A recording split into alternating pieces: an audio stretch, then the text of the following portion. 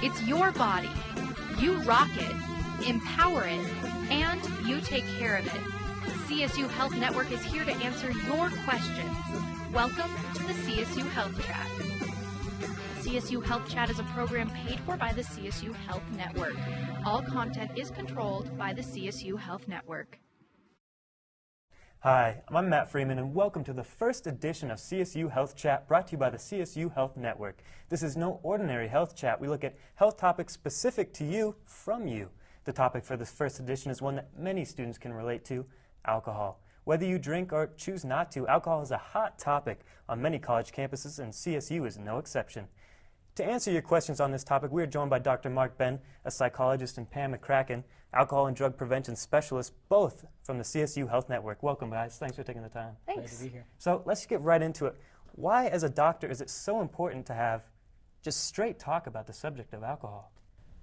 Well, it seems to me your generation has created an environment where straight talk is what's needed. It's what's wanted. When people beat around the bush and talk about this topic as if we're treating you like children, generally they'll turn us off and they won't want to listen. So Pam and I are really invested in talking to students in the language that you're used to, is appropriate for you, and we'll also give you the information you're looking for.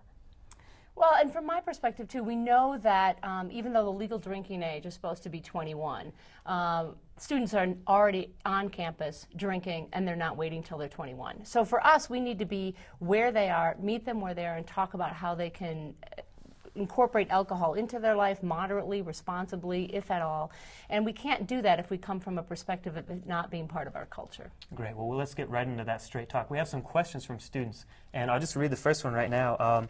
It says, all right, is it true if you drink a lot of water and eat greasy food after you drink, it's okay to drive? Also, does sleep help? How do you know? When do you know that it's, I should definitely not be on the road? Is there some easy way to tell, or is it always better to play it safe? No, neither one of them are going to help as far as making it safe to drive. Pretty much if you're drinking, don't drive. That's just the issue. I wouldn't even chance it with 1 beer, 2 beers, anything. If you're under 21, forget it. We have lots of resources in our community that you don't even need to worry about drinking and driving. Greasy food, no, it's good to eat, but greasy food isn't necessarily any better than any other kind of food. However, if you don't eat, your blood alcohol concentration can be about 3 times higher than if you have not, or if you have consumed food. So that's important to remember. What else was the other one? Does sleep help? Oh, the sleep.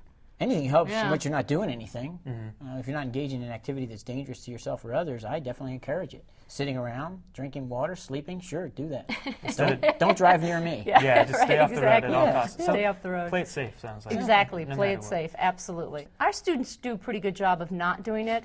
Recent surveys show that 89% of our students use a sober designated driver. Obviously, Ramride is a huge part of that. And then they're looking out for one another. They are trying to keep that person sober all night if they're the driver.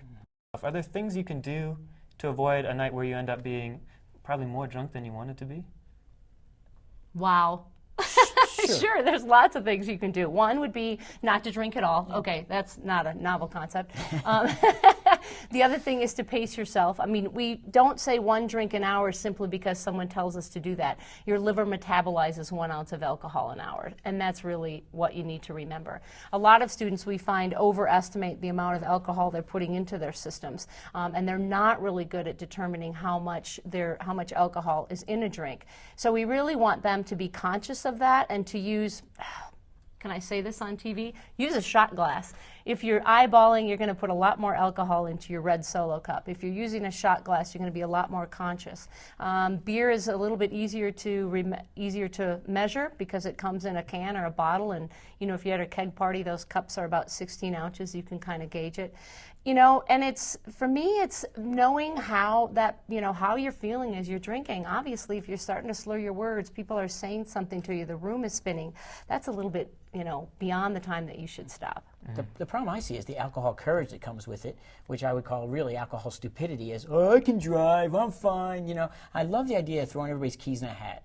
If you're having a party at your house. And you know what? There's a sober person taking charge of those keys, making sure nobody gets them. Really, that's the issue. It's driving or maybe biking, but it's putting other people's lives and your own life in danger. And, the leading cause of death for people this age is death by car wrecks. Yeah. And one of the things I say to my students is I'm tired of reading about you in the paper.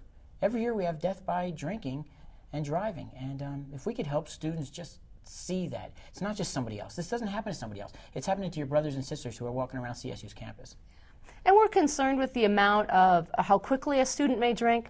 So I always kind of encourage them that chugging and drinking games, although they're a lot of fun, are not the best way to monitor your alcohol consumption. If I'm in the tailgate and I got 20 minutes for the tailgates to over, that's not the time to start chugging my beers to get in there, because it's going to hit you about 20 minutes later and you might not quite remember how many I had in the parking lot. Same with drinking games. You know, those shots go down really fast, and before you know it, that person's pretty drunk.